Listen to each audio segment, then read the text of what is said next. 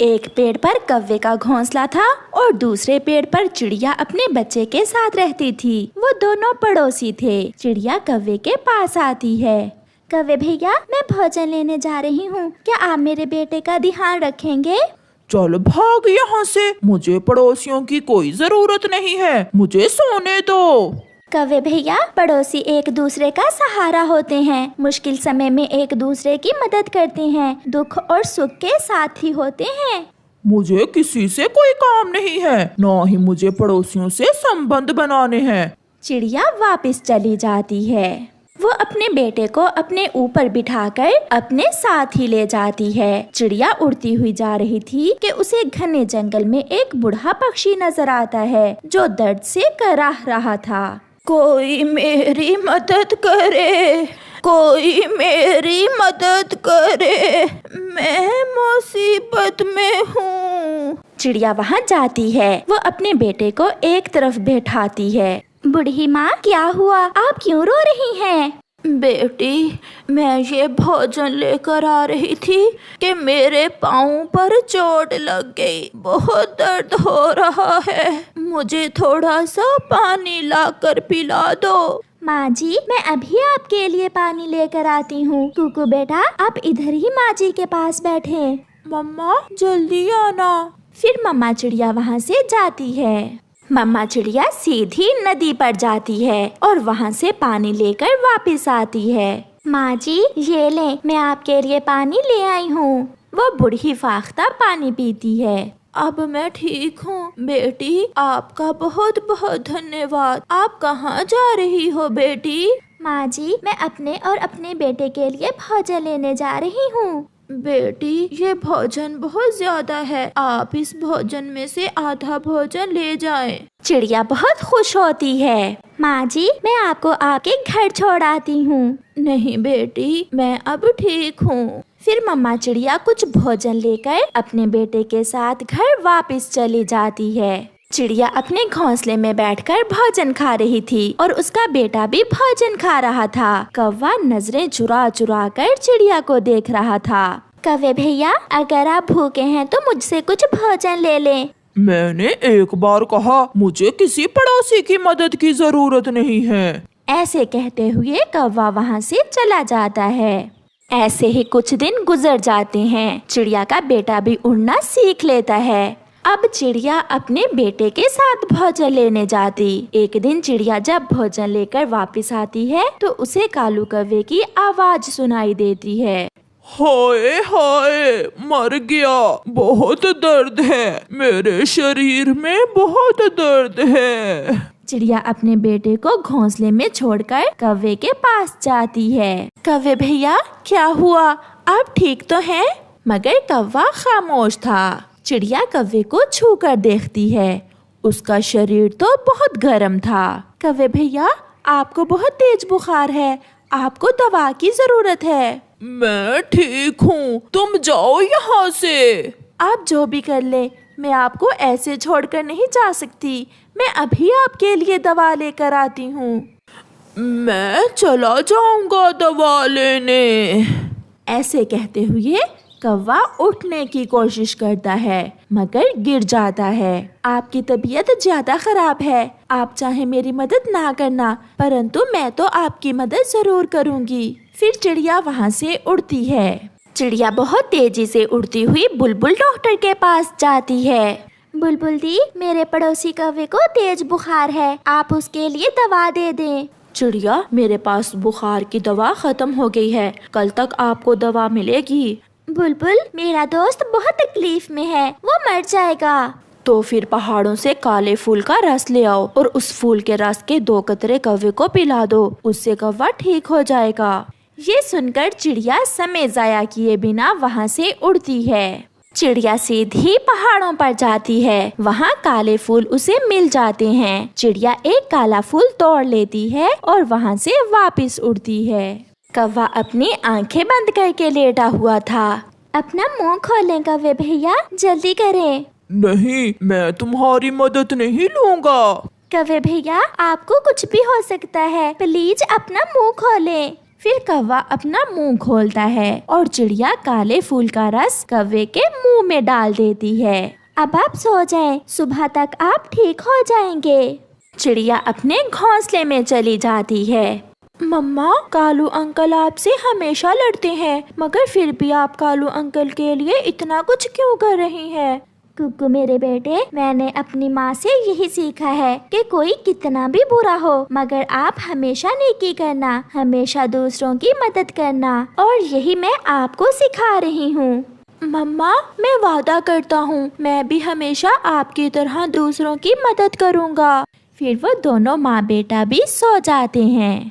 सुबह हो जाती है, कौवा भी उठ जाता है। कौवा ठीक हो चुका था। मैं ठीक हूँ चिड़िया, मैं शर्मिंदा हूँ आपसे। मैं किस मुँह से आपसे बात करूँ?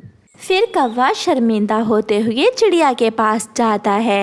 चिड़िया बहन, मैं अब ठीक हूँ। कौवे भैया, मैं न कहती थी कि दवा पीने से आप ठीक हो जाएंगे। चिड़िया बहन, आपने सच ही कहा था कि पड़ोसियों को एक दूसरे की मदद की जरूरत होती है। प्लीज मुझे माफ कर दो, मैं अपने व्यवहार पर बहुत शर्मिंदा हूँ।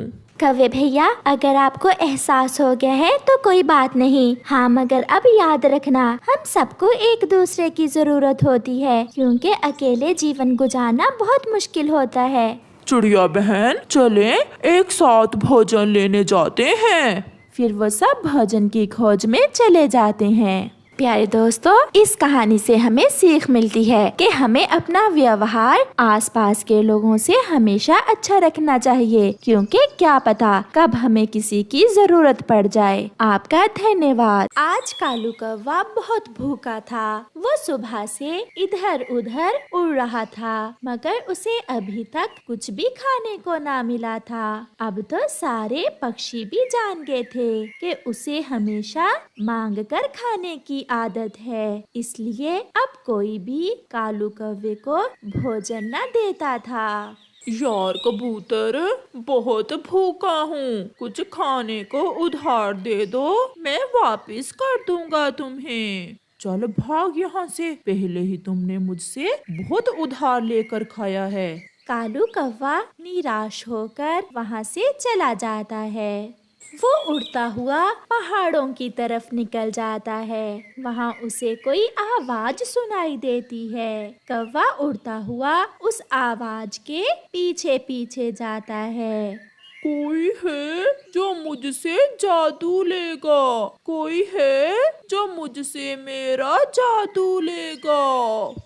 कौवा बाबा उल्लू की ये बात सुनकर बहुत हैरान हो जाता है और वो उल्लू से कहता है, उल्लू बाबा जी, कैसा जादू? अगर कोई काम की चीज है तो आप वो मुझे दे दें, मगर मैं अपना जादू केवल ऐसे ही पक्षी को दे सकता हूँ जो मुझसे भी बड़ा शैतान और लालची हो। बाबा जी, मैं इस जंगल में सबसे बड़ा शैतान और लालची पक्षी हूँ। मैंने कभी अपना भोजन खुद से ढूंढ कर नहीं खाया। मैं हमेशा भोजन दूसरों का चुरा कर ही खाता हूँ। बहुत अच्छे, फिर तो तुम मुझसे भी बड़े शैतान हो। ये लो, इस मटके में जादुई पानी है। तुम किसी भी पक्षी को इस मटके से पानी पिलाकर इस पर मंत्र पढ़ोगे तो वो तुम्हारा नौकर बन जाएगा। उल्लू बाबा जी, जल्दी से मुझे वो मंत्र बता दें। अंतर मंतर जंतर शू, हो जा मेरा नौकर तू। ऐसा कहते ही वो पक्षी तुम्हारा नौकर बन जाएगा। ऐसा कहते हुए वो उल्लू वहाँ से गायब हो जाता है और कौवा खुशी खुशी वो जादुई मटका उठाकर जंगल में वापस आ जाता है। सामने उसे चिड़िया बैठी हुई दिखाई देती है। मैं सबसे पहले अपना ये जादू इस छोटी चिड़िया पर ही आजमाता हूँ। ऐसा सोचते हुए कालू कौवा चिड़िया के पास जाता है और उससे कहता है, चिड़िया चिड़िया, मेरे पास ठंडे झरने का पानी है, क्या तुम पानी पियोगी? ठंडे झरने का पानी तो सभी को पसंद था, इसलिए चिड़िया कौवे से कहती है, हाँ कौवे भैया, मैं तो पहले से ही प्यासी हूँ, मुझे पीना है पानी ठंडे झरने का। तो फिर लो, मेरा ये मटका लो और पी लो जी भर के पानी।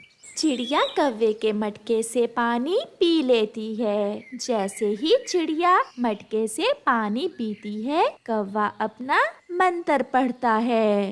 अंतर मंतर जंतर शू, हो जा मेरी नौकर तू।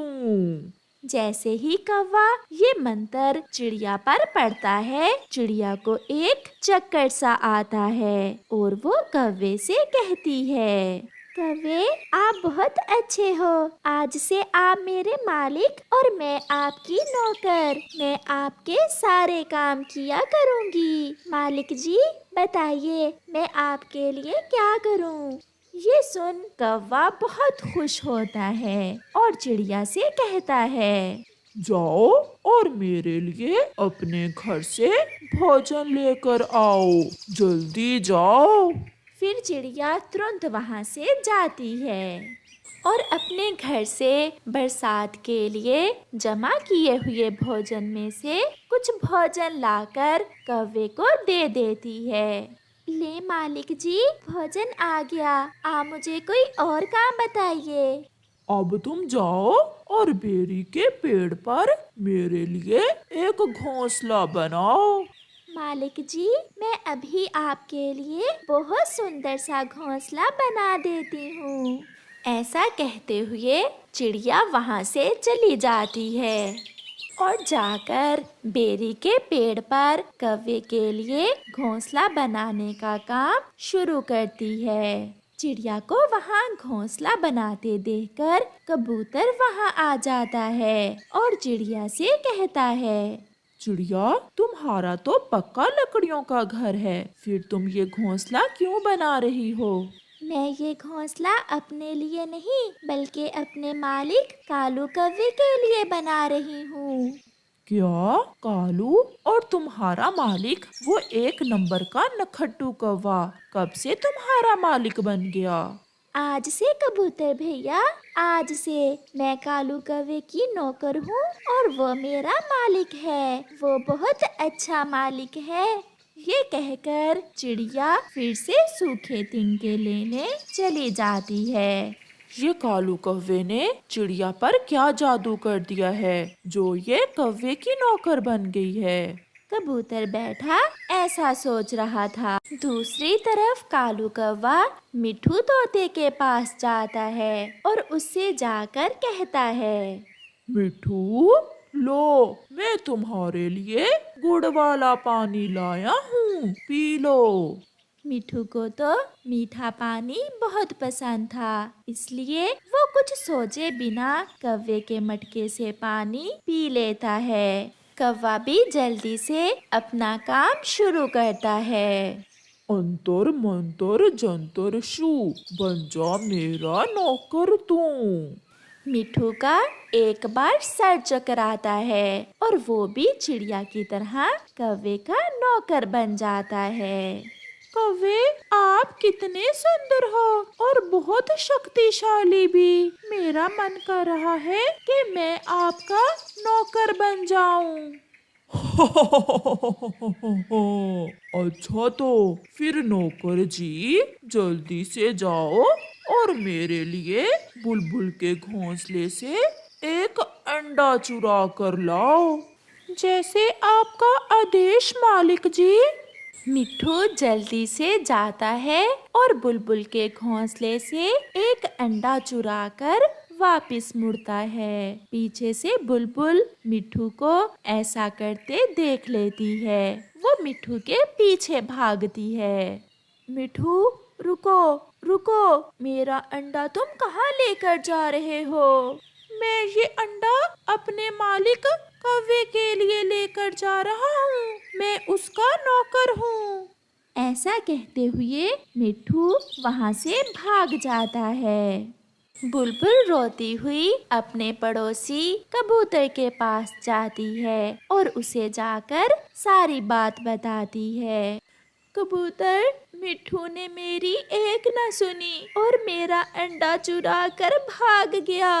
वो खुद को कौवे का नौकर कह रहा था। अब तो मुझे पूरा विश्वास हो गया है बुलबुल, ये काला कौवा जरूर पक्षियों के साथ कोई खेल खेल रहा है। कबूतर जल्दी से कौवे का पीछा करता है। कौवा चाचा छमछम को मटके से पानी पिला रहा था और उस पर अपना मंत्र पढ़ रहा था। अंतर मंतर जंतर शू। कबूतर भी छुपकर कौवे का सारा शैतानी खेल देख रहा था। तो किसी तरह मुझे कौवे को इस मटके से पानी पिलाकर उस पर मंत्र पढ़ना होगा। रात हो जाती है और कालू कौवा भी अपने नए घोंसले में जाकर सो जाता है, जो चिड़िया ने आज ही उसके लिए बनाया था। वो जादुई पानी वाला मटका अपने पास ही रख लेता है। आधी रात को कबूतर चुपके से जाता है और कालू का मटका उठाकर वहाँ उसी तरह का एक और मटका रखकर वहाँ से भाग जाता है। कल सुबह मैं इस कालू के बच्चे को मजा चखाऊंगा। सुबह हो जाती है। कौवा भी अपना मटका उठाकर किसी नए पक्षी को अपना नौकर बनाने के लिए निकल जाता है। वो एक पेड़ पर बैठ जाता है। उसे ये नहीं पता था कि कबूतर ने रात को उसका मटका अपने मटके से बदल दिया था। अब तो आहिस्ता आहिस्ता सारे पक्षी मेरे नौकर बन जाएंगे। कौवा ऐसे सोच रहा था कि कबूतर भी अपना मटका लेकर वहाँ आ जाता है। कालू यार, मेरे मटके में नारियल पानी है, क्या तुम नारियल पानी पियोगे? हाँ, मुझे नारियल पानी बहुत पसंद है। लाओ थोड़ा सा नारियल पानी मुझे भी दो। फिर कौवा कबूतर के मटके से पानी पीने लगता है। कबूतर को वो मंत्र अच्छे से याद था और वो कौवे पर मंत्र पढ़ता है। अंतर मंतर जंतर शू, बन जा मेरा नौकर तू। फिर क्या था, कौवे का सर चकराता है और वो कबूतर से कहता है, कबूतर मेरे मालिक, तुम बहुत अच्छे हो, क्या मैं आपका नौकर बन सकता हूँ? शैतान कौवे, अब तुम सारी जिंदगी हमारे नौकर बनकर ही रहोगे। जैसे ही कौवा कबूतर का नौकर बनता है, दूसरे पक्षी ठीक हो जाते हैं। फिर वो सब कालू कौवे को अपना नौकर बनाकर अपने सारे काम कालू कौवे से करवाते हैं। कबूतर कालू कौवे का जादुई पानी वाला मटका नदी में फेंक देता है। ऐसे कौवे को उसके किए की सजा मिल जाती है।